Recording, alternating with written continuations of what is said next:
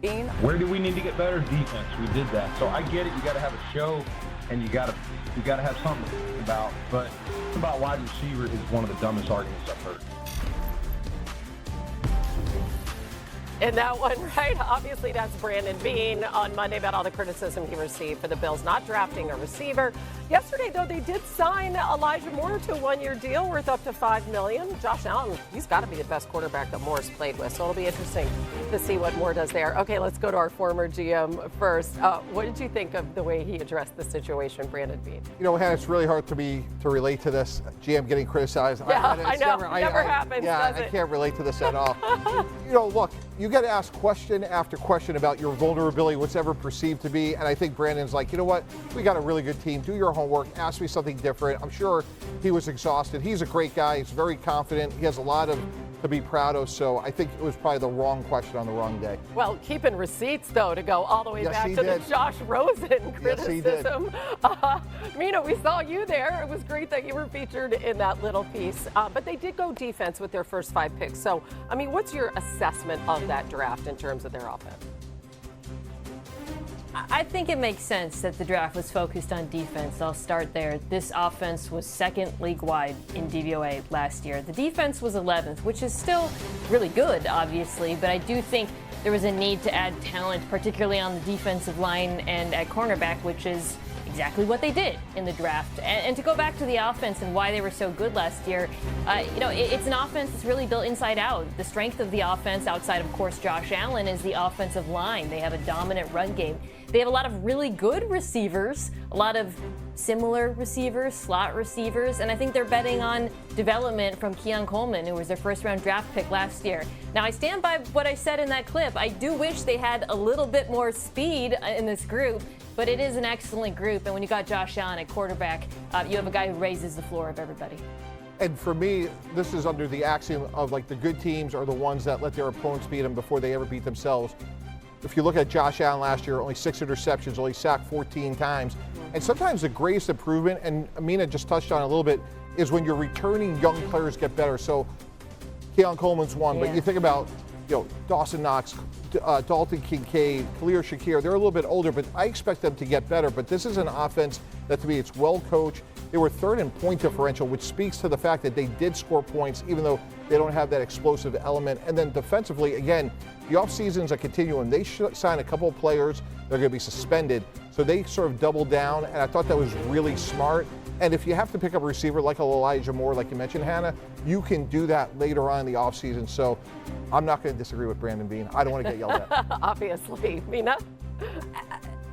I'm glad you mentioned Dalton Kincaid, because when I talked about development, I focused on Coleman. But, Mike, you're absolutely right. Like, that's a player who I just feel like still his ceiling is a lot higher than what we have seen from him in the NFL. You've seen flashes of it, why they took him in the first round. I mean, he, to me, when we talk about guys who can really threaten vertically and make this offense more explosive, that's the kind of tight end he was in college. He is a seam stretcher. He's got wonderful hands downfield, but he hasn't become as dominant as I think his draft status and his potential, the tape suggests he could be. I mean, I thought this Bills offense would be living in 12 personnel with him and Knox, but they haven't quite hit that, and that's something I would look for this year. If Kincaid can hit another level, then I think we won't be complaining about the receiving group. Yeah, 6 of their 9 picks were on the defensive side. No offense until they take another tight end in round 5.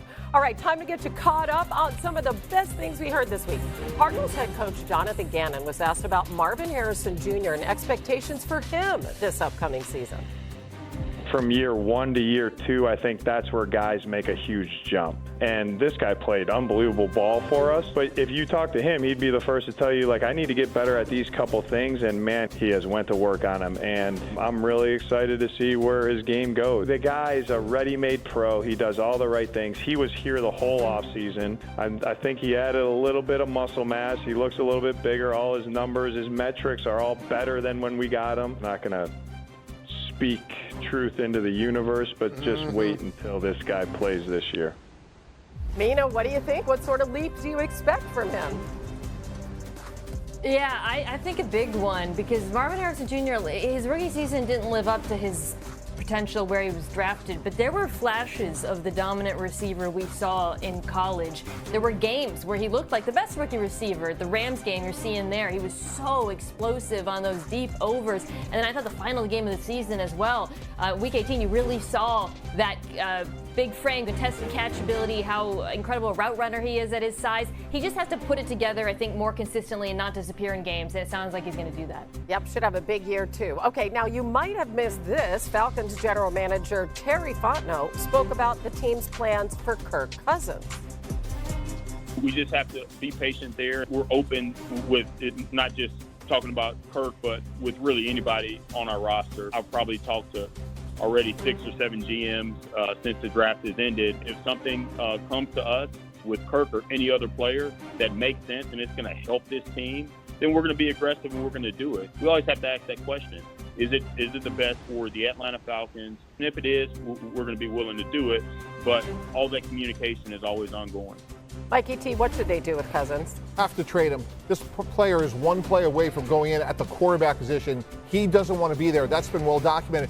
What's complicating here, guys, is the guarantees. About $37.5 million left to guarantee over 2 years, which is how much of it is Atlanta going to eat? How much is the acquiring team? So not only are you talking about draft choice compensation, Hannah, but the guaranteed money is the part that, to me, is going to be harder to resolve. Meanwhile, Minnesota has their quarterback, second-year QB J.J. McCarthy, asked if he's ready to start, and he did not hesitate. Take a listen. I know I'm ready to start.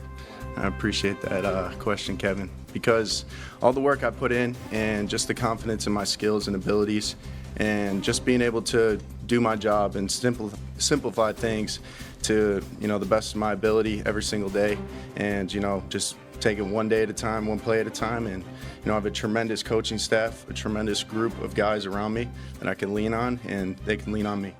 Mina, how confident are you in JJ as the starter? Well, I have no idea how he's going to look, but I'll tell you this. He is walking into a hell of a situation. We saw that, of course, last year with the Vikings with Sam Darnold. We know how good the receiving group is, but they addressed what was their biggest weakness at the end of last year, and that's the interior of the offensive line. Drafting Donovan Jackson, who's a guard, in the first round. Signing players basically from the Indianapolis Colts, Kelly and Will Fries. So J.J. McCarthy is going to be protected. They already have a very good tackle duo, and that gives me confidence in his ability in what is a redshirt rookie season. Yeah, it's going to be fascinating to see. All right, now we have a bonus in case you missed it for our former Jets GM. And this is Justin Fields throwing to Garrett Wilson. Oh, happy day. They're reunited, and it feels so good. Oh, that looks so good. What are your expectations for the Jets, my friend? Hannah, I had a hand in hiring Dan Campbell in Miami when he was the 12-game interim head coach. I had a hand in helping the Jets with Aaron Glenn. They're the same person. This is going to be the Detroit Lions East, and when you think about toughness, I think about Justin Fields maybe being the toughest quarterback out there and Garrett Wilson being a great player. So it's Ohio State East here, but it's really going to be the Detroit Lions. Aaron Glenn's going to have this team well coached. They're going to run the ball. They'll use play action. And I think these two together are going to be fun to watch. And he's a culture setter as well, right? Absolutely. And you'll look at things like penalties, turnovers. I expect that all to be much better this year. Okay, good. I love it. Doesn't that just make you happy in your heart, your Jets? Hôm nay mình sẽ hướng dẫn các bạn cách làm một chiếc túi xách mini cho búp bê nha. Nguyên liệu của mình cần có chính là len. Mình sử dụng hai màu sắc như thế này để làm nhé. Màu xanh và màu hồng mình sẽ kết hợp lại với nhau. Sử dụng kim móc len này, kéo này. Bây giờ sẽ tiến hành làm. Mình sẽ sử dụng màu xanh này nhá. Mình gỡ len ra để dùng.